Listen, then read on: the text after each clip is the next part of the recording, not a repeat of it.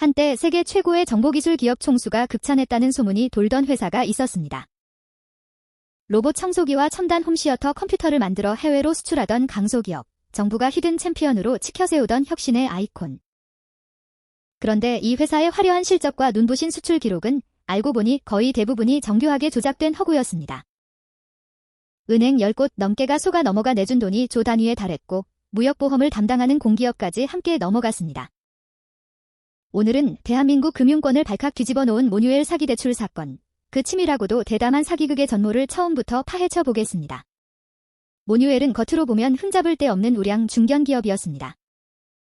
홈시어터 컴퓨터와 로봇 청소기 같은 제품으로 이름을 알렸고 해외 유명 전시회에서 상을 받으며 기술력을 인정받는 듯 보였습니다.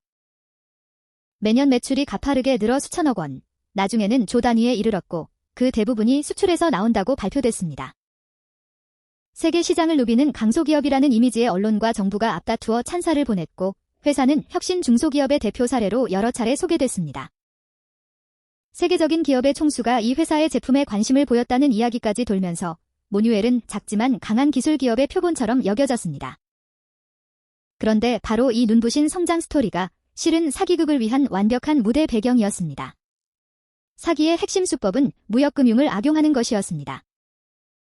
수출기업은 물건을 해외에 팔고 대금을 받기까지 시간이 걸리기 때문에 그 사이 은행에서 매출 채권을 담보로 미리 돈을 빌리는 무역금융을 이용합니다. 예컨대 해외 바이어에게 물건을 넘기고 발생한 외상 대금을 은행에 넘기면 은행이 그 대금을 미리 지급해주는 식입니다. 모뉴엘은 바로 이 지점을 파고들었습니다. 실제로는 거의 팔리지도 않은 제품을 해외에 있는 협력관계의 위장업체에 수출한 것처럼 꾸며 가짜 수출 서류를 만들어냈습니다. 물건이 실제로 오가는 것처럼 보이도록 소량의 제품을 실제로 왔다 갔다 하게 하거나 저가의 부품을 고가의 완제품인 것처럼 부풀리는 방식으로 실체가 있는 것처럼 위장했다는 의혹이 제기됐습니다. 이렇게 만든 허위 수출 채권을 여러 은행에 가져가 돈을 빌리고 새로 빌린 돈으로 앞서 빌린 돈을 갚는 이른바 돌려막기를 이어간 겁니다. 겉으로는 매출이 폭발적으로 느는 것처럼 보였지만 그 매출의 상당 부분은 실체 없는 숫자에 불과했습니다. 이 사기가 오래 유지될 수 있었던 데는 몇 가지 장치가 있었습니다. 우선 무역보험을 담당하는 공기업의 보증이었습니다. 이 기관이 수출 채권의 보증을 서주면 은행들은 돈을 떼일 걱정이 줄어 더 쉽게 대출을 내주게 됩니다. 모뉴엘은 이 보증 시스템까지 활용하면서 여러 은행에서 동시에 막대한 자금을 끌어다 썼습니다. 은행들은 회사의 화려한 실적과 공기업의 보증만 믿고 그 수출이 진짜인지 꼼꼼히 확인하지 않았습니다. 실적이 좋아 보이는 우량 기업이라는 후광, 그리고 공기업 보증이라는 안전판이 겹치면서 정작 가장 기본이 되어야 할 실사가 허술하게 이루어졌던 겁니다. 여러 은행이 같은 회사에 저마다 거액을 빌려주면서도 서로 정보를 공유하지 않았기에 전체 대출 규모가 얼마나 위험한 수준으로 불어나는지 아무도 정확히 파악하지 못했습니다. 여기에 대출과 보증 과정에서 로비와 청탁이 오갔다는 의혹도 함께 제기되면서 파장은 더 커졌습니다. 여기서 한 가지 짚어야 할 것은 이 사기가 왜 그토록 오래 들키지 않았는가 하는 점입니다. 핵심은 보이는 실적이었습니다. 은행이든 정부든 매년 매출이 가파르게 늘고 수출로 외화를 벌어들이는 회사를 의심하기란 쉽지 않습니다. 오히려 이런 회사에는 서로 돈을 빌려주려 경쟁이 붙습니다. 모뉴엘은 바로 그 심리를 파고들었습니다. 화려한 실적 숫자를 계속 키워나가면서 은행들이 앞다투어 대출 한도를 늘리도록 만든 겁니다. 게다가 무역금융은 실물 거래에 근거한 대출이라는 점에서 상대적으로 안전하다고 여겨졌고 공기업의 보증까지 붙으니 은행 입장에서는 위험이 거의 없는 우량 여신처럼 보였습니다. 실제로 물건이 오갔는지, 그 물건이 서류에 적힌 만큼의 가치가 있는지를 일일이 현장에서 확인하는 절차는 형식에 그쳤습니다. 조작된 서류 한 장이 여러 겹의 검증 장치를 아무렇지 않게 통과했던 겁니다. 이 사건이 무서운 이유는 대단한 해킹이나 폭력이 아니라 그저 잘 꾸민 종이 서류와 부풀린 숫자만으로 조 단위의 돈이 빠져나갔다는 데 있습니다. 거짓의 탑은 높이 쌓일수록 무너지기 쉬운 법입니다.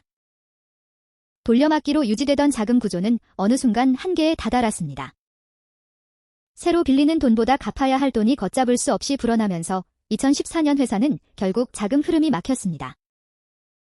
한 시중은행이 만기 연장을 거부하며 대출금 회수에 나서자 연쇄적으로 문제가 터졌고 회사는 갑작스레 법정관리를 신청했습니다. 매출조 단위를 자랑하던 우량 기업이 하루아침에 법정관리를 신청하자 금융권은 충격에 빠졌습니다. 도대체 그 많은 매출을 올리는 회사가 왜 갑자기 돈이 없어 쓰러지는가? 이상하게 여긴 채권은행들이 부랴부랴 실체를 들여다보기 시작하면서 사기의 전모가 하나둘 드러나기 시작했습니다. 수사 결과는 충격적이었습니다. 그 화려한 수출 실적의 대부분이 허위였고 은행 10곳이 넘는 금융기관이 물린 대출 규모는 조 단위에 달했습니다. 겉으로 보이던 알짜 기업이 실은 서류를 조작해 은행 돈을 빨아들이던 거대한 사기 구조였던 겁니다.